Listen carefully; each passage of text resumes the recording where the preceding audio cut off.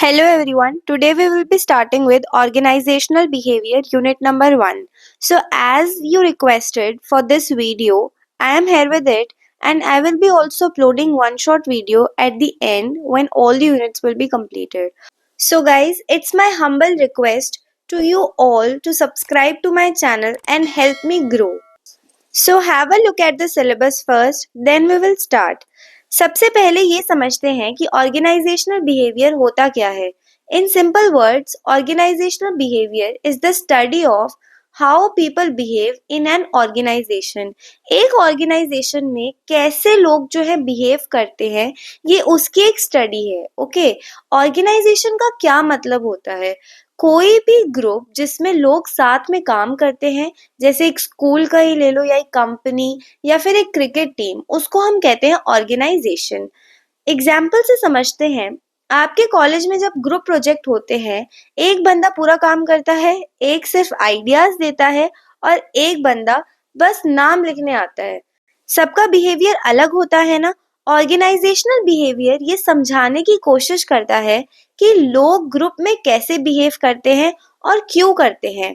So in short, organisational behaviour studies लोगों का behaviour और उनके काम का इम्पैक्ट ऑर्गेनाइजेशंस पे. Now determinants of organisational behaviour. Organisational behaviour को समझने के लिए हमें ये देखना जरूरी है कि कौन से फैक्टर्स लोगों के बिहेवियर को इन्फ्लुएंस करते हैं. इन्हें डिटर्मिनेंट्स कहते हैं. हर इंसान का बिहेवियर अलग होता है और ये इन 3 मेन फैक्टर्स पर डिपेंड करता है. First, individual factors. ये फैक्टर्स एक पर्सन की अंदर की कैरेक्टरिस्टिक्स और ट्रेड्स को एक्सप्लेन करते हैं और ये सब उसके बिहेवियर को शेप करते हैं. की चीजें जो मैटर करती हैं. First, personality. एक पर्सन का यूनिक स्टाइल ऑफ थिंकिंग और बिहेवियर. फॉर एग्जाम्पल, एक्सट्रोवर्ट ज्यादा बात करेंगे और इंट्रोवर्ट कम. Second, attitude. काम के प्रति पॉजिटिव या नेगेटिव अप्रोच. फॉर एग्जाम्पल, जो बंदा अपना काम पैशन के साथ करता है, उसका एटीट्यूड एंथुजियास्टिक होता है. Third, emotions. हर पर्सन का मूड उसकी परफॉर्मेंस को अफेक्ट करता है. फॉर एग्जाम्पल, अगर किसी का मूड खराब है तो उसका काम पे फोकस कम होगा. जैसे कि रमेश और सुरेश दोनों ही ऑफिस में काम करते हैं. रमेश कॉन्फिडेंट है तो मीटिंग्स में अपने आइडियाज ओपनली शेयर करता है, लेकिन सुरेश शाय है तो वो अपने थॉट शेयर करने से डरता है. ये दोनों का अलग बिहेवियर उनके इंडिविजुअल फैक्टर्स की वजह से होता है. Now next, second is group factors. जब लोग ग्रुप में काम करते हैं तो उनका बिहेवियर चेंज हो जाता है. हर ग्रुप में रिलेशनशिप्स, टीम वर्क और लीडरशिप काफी इंपॉर्टेंट होते हैं. की चीजें जो मैटर करती हैं. First, group dynamics. हर ग्रुप का अपना एक कल्चर होता है जो मेंबर्स के बिहेवियर को इन्फ्लुएंस करता है. फॉर एग्जाम्पल, अगर एक टीम का लीडर कोऑपरेटिव है तो पूरी टीम प्रोडक्टिव होगी. Second, team work. अगर ग्रुप के मेंबर्स एक कॉमन गोल के लिए मिलके काम करें तो रिजल्ट्स बेटर होते हैं. Third, leadership. एक अच्छा लीडर अपनी टीम को डायरेक्शन और मोटिवेशन दोनों देता है. जैसे फॉर एग्जाम्पल, एक क्रिकेट टीम को देखिए. अगर हर प्लेयर सेल्फिश होके सिर्फ अपने रन्स बनाने की सोचता है तो टीम हार जाएगी. लेकिन अगर सब मिलके काम करें और लीडर उन्हें गाइड करे तो मैच जीतने के चांसेस बढ़ जाते हैं. Now third is organisational factors. ये फैक्टर्स ऑर्गेनाइजेशन के एनवायरनमेंट और कल्चर से रिलेटेड होते हैं. एक ऑर्गेनाइजेशन का स्ट्रक्चर, पॉलिसीज और लीडरशिप का बिहेवियर एम्प्लॉयज के काम करने का तरीका बदल देता है. की चीजें जो मैटर करती है इसमें. First, work culture. फ्रेंडली और ओपन एनवायरनमेंट एम्प्लॉयज को मोटिवेटेड और क्रिएटिव बनाता है. स्ट्रिक्ट एनवायरनमेंट उन्हें स्ट्रेस्ड और डीमोटिवेटेड करता है. Second, leadership style. बॉस का बिहेवियर डायरेक्टली एम्प्लॉयज के परफॉर्मेंस को अफेक्ट करता है. Third, rewards and recognition. Employees को जब उनके काम के लिए अप्रिशिएट किया जाता है तो उनका मोटिवेशन और प्रोडक्टिविटी दोनों बढ़ता है. फॉर एग्जाम्पल, अगर एक कंपनी का बॉस स्ट्रिक्ट है और सिर्फ ऑर्डर्स देता है तो एम्प्लॉय स्ट्रेस और प्रेशर में काम करेंगे. लेकिन अगर बॉस सपोर्टिव और फ्रेंडली है तो एम्प्लॉयज खुद ही ज्यादा एफर्ट डालेंगे और क्रिएटिव रहेंगे.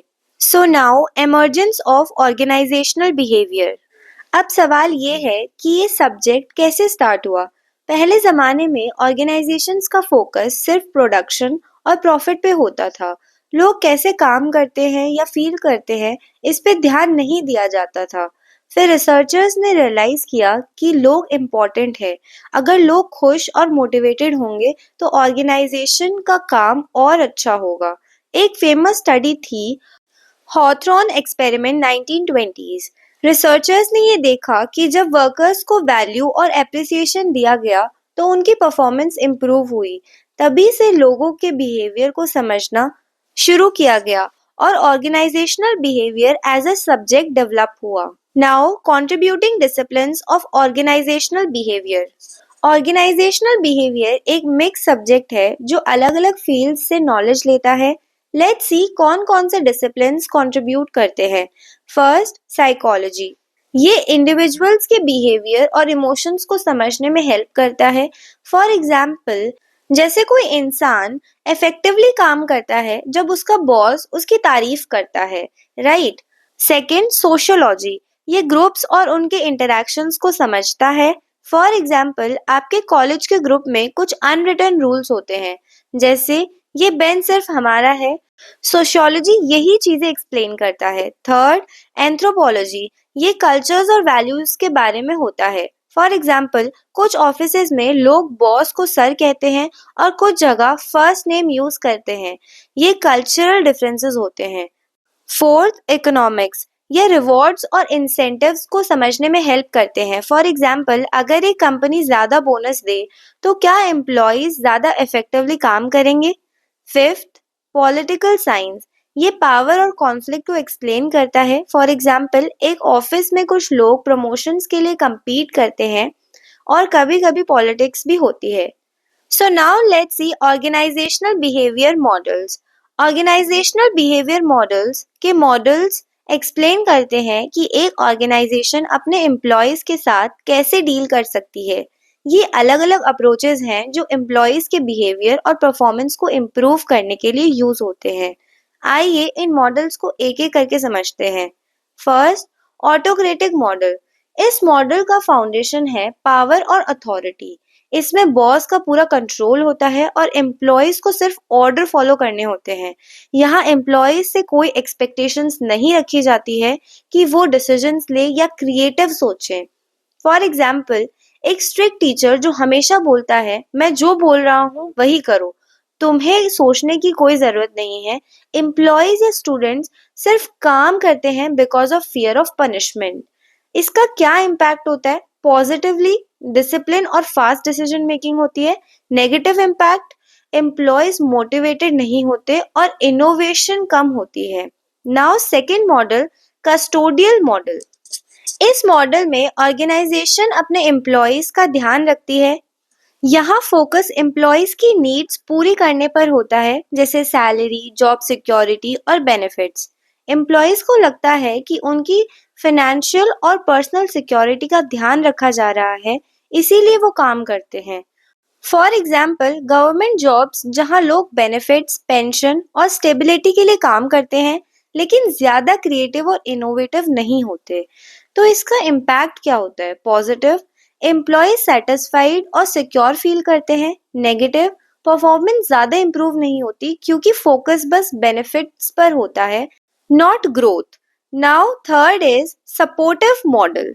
ये मॉडल काफी एडवांस्ड है। इसमें लीडर्स अपने एम्प्लॉयज को सपोर्ट और मोटिवेट करते हैं। फोकस होता है एम्प्लॉयज की ग्रोथ और उन्हें अपने बेस्ट पोटेंशियल पर परफॉर्म करने देना। यहाँ फियर ऑफ सिक्योरिटी की बजाय मोटिवेशन और इनकरेजमेंट काम करता है। फॉर एग्जाम्पल, एक क्रिकेट कोच जो प्लेयर्स को सिर्फ इंस्ट्रक्शंस नहीं देता बल्कि उनका कॉन्फिडेंस बिल्डअप करता है और उन्हें हर मैच में अपना बेस्ट परफॉर्मेंस देने के लिए इनकरेज करता है। बट इसके इम्पैक्ट्स क्या क्या होते हैं? पॉजिटिव, एम्प्लॉयज मोटिवेटेड होते हैं, परफॉर्मेंस और क्रिएटिविटी इंप्रूव होती है। नेगेटिव, कभी कभी ओवर डिपेंडेंस हो सकती है लीडर्स पर। Now the fourth one is collegial model. ये मॉडल सबसे मॉडर्न और इंक्लूसिव है। इसमें एम्प्लॉयज और मैनेजर्स एक टीम की तरह काम करते हैं, सबको इक्वल पार्टनर की तरह ट्रीट किया जाता है और फोकस कोलैबोरेशंस और म्यूचुअल रिस्पेक्ट पर होता है। फॉर एग्जांपल, स्टार्टअप्स में जहां हर एम्प्लॉय अपने आइडियाज फ्रीली शेयर कर सकता है और डिसीजन मेकिंग सबकी कंट्रीब्यूशन के साथ होती है। इसका क्या इम्पैक्ट होता है? पॉजिटिव, हाई इनोवेटिव और team work, employees highly motivated होते हैं। नेगेटिव, कभी-कभी डिसीजन मेकिंग स्लो हो सकता है क्योंकि हर किसी की ओपिनियन कंसिडर करनी पड़ती है। Okay, so basically organisational behaviour के ये 4 मॉडल्स अलग-अलग सिचुएशंस और ऑर्गेनाइजेशंस के लिए काम करते हैं। ऑटोक्रेटिक मॉडल डिसिप्लिन्स के लिए अच्छा है, लेकिन लॉन्ग टर्म ग्रोथ के लिए नहीं। कस्टोडियल मॉडल सिक्योरिटी प्रोवाइड करता है, लेकिन परफॉर्मेंस को ज़्यादा पुश नहीं करता। सपोर्टिव और कोलेजियल मॉडल्स ज़्यादा मॉडर्न है और एम्प्लॉय मोटिवेशन और टीम वर्क को प्रमोट करता है, जो आज के कॉम्पिटिटिव वर्ल्ड में ज़रूरी है। एक सक्सेसफुल ऑर्गेनाइजेशन इन मॉडल्स का कॉम्बिनेशन यूज करके अपने एम्प्लॉयज और गोल्स के बीच बैलेंस बना सकती है। Now, why is observational behaviour important? Observational behaviour किसी भी ऑर्गेनाइजेशन के लिए एक बैकबोन की तरह काम करता है। अगर ऑर्गेनाइजेशन को अपने गोल्स इफेक्टिवली अचीव करने हैं, तो एम्प्लॉयज और उनका बिहेवियर समझना बहुत जरूरी है। चलो इसके और भी बेनिफिट्स को डिटेल में एक्सप्लोर करते हैं। फर्स्ट, मैनेजर्स अपने एम्प्लॉयज को बेटर समझ सकते हैं। मैनेजर्स का काम सिर्फ टास्क असाइन करना नहीं होता, बल्कि अपने एम्प्लॉयज के बिहेवियर और नीड्स को समझना भी होता है। हर इंसान अलग होता है, कोई इंट्रोवर्ट होता है, कोई एक्सट्रोवर्ट, कोई मोटिवेटेड होता है सैलरी से, तो कोई रिकॉग्निशन से। फॉर एग्जाम्पल, अगर एक लड़की एक क्रिएटिव थिंकर है, तो उसे मोनोटोनस रेपिटेटिव काम असाइन करना उसका टैलेंट वेस्ट करना होगा।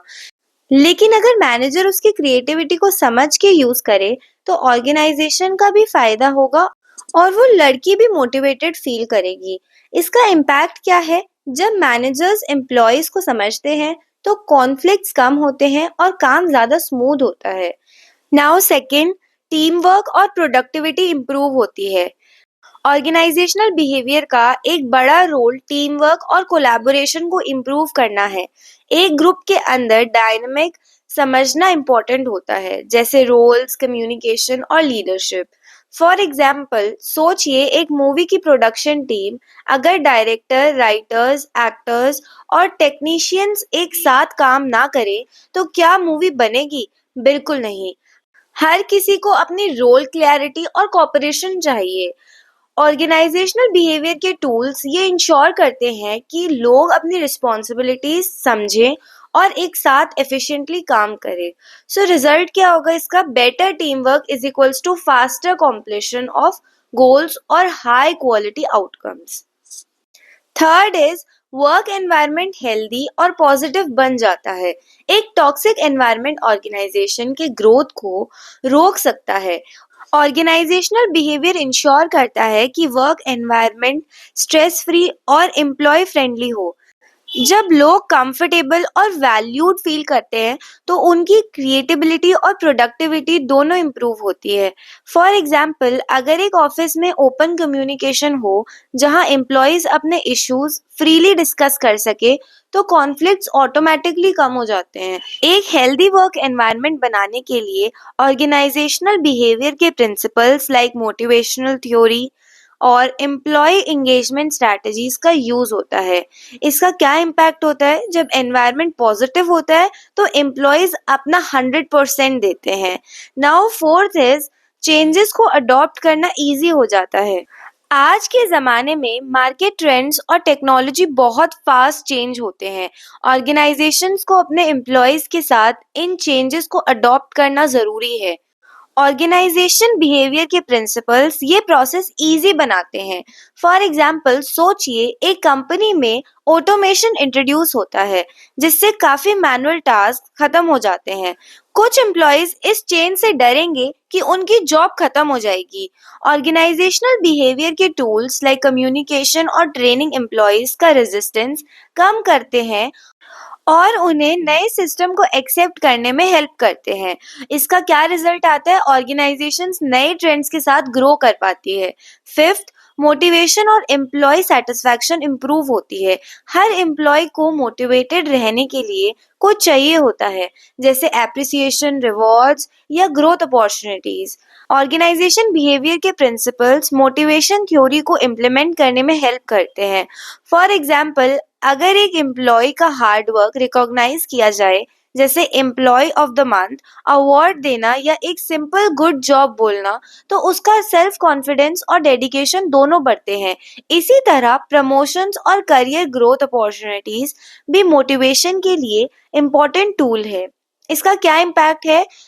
मोटिवेटेड एम्प्लॉयज ज्यादा इफेक्टिवली काम करते हैं और ऑर्गेनाइजेशन के गोल्स अचीव करने में हेल्प करते हैं। सिक्स, लीडरशिप क्वालिटीज को डेवलप करना।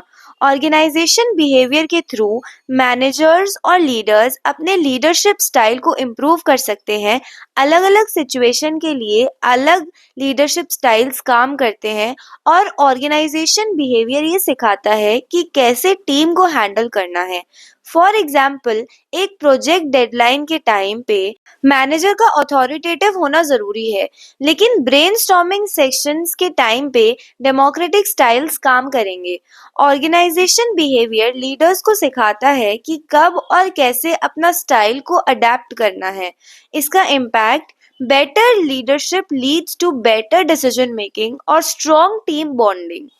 सेवेंथ, स्ट्रेस और कॉन्फ्लिक्ट को रिड्यूस करना। जब एम्प्लॉयज स्ट्रेस फील करते हैं या कॉन्फ्लिक्ट्स बढ़ जाते हैं, तो ऑर्गेनाइजेशन का काम इम्पैक्ट होता है। ऑर्गेनाइजेशन बिहेवियर के टूल्स स्ट्रेस मैनेजमेंट और कॉन्फ्लिक्ट रेजोल्यूशन में हेल्प करते हैं। फॉर एग्जाम्पल, सोचिए एक ऑफिस जहां वर्कलोड ज्यादा है और डेडलाइन टाइट है। ऑर्गेनाइजेशन बिहेवियर के प्रिंसिपल्स जैसे टाइम मैनेजमेंट और काउंसलिंग सेशंस एम्प्लॉयज का स्ट्रेस रिड्यूस करते हैं। इसी तरह अगर दो एम्प्लॉयज के बीच आर्ग्यूमेंट हो, तो ऑर्गेनाइजेशन बिहेवियर के टेक्निक्स उन्हें पीसफुली रिजॉल्व करने में हेल्प करती है। इम्पैक्ट, जब स्ट्रेस और कॉन्फ्लिक्ट कम होते हैं, तो लोग अपने काम पे फोकस करते हैं और प्रोडक्टिविटी बढ़ती है। नाउ एट्थ, इनोवेशन और क्रिएटिविटी को बूस्ट करना। एक कॉम्पिटिटिव वर्ल्ड में ऑर्गेनाइजेशंस को सरवाइव करने के लिए इनोवेटिव और क्रिएटिव होना जरूरी है। ऑर्गेनाइजेशनल बिहेवियर ये सिखाता है कि एम्प्लॉयज को कैसे इनकरेज करें कि वो नए आइडियाज ला सके और रिस्क लेने से ना डरे।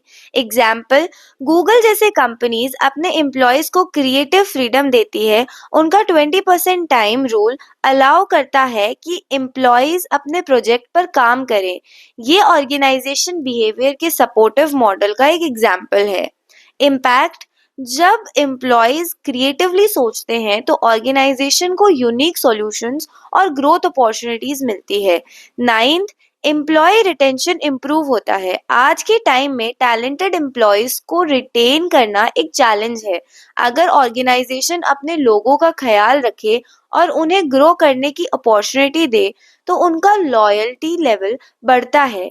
ऑर्गेनाइजेशन बिहेवियर के प्रिंसिपल्स एम्प्लॉय एंगेजमेंट और जॉब सेटिस्फैक्शन के लिए काम करते हैं।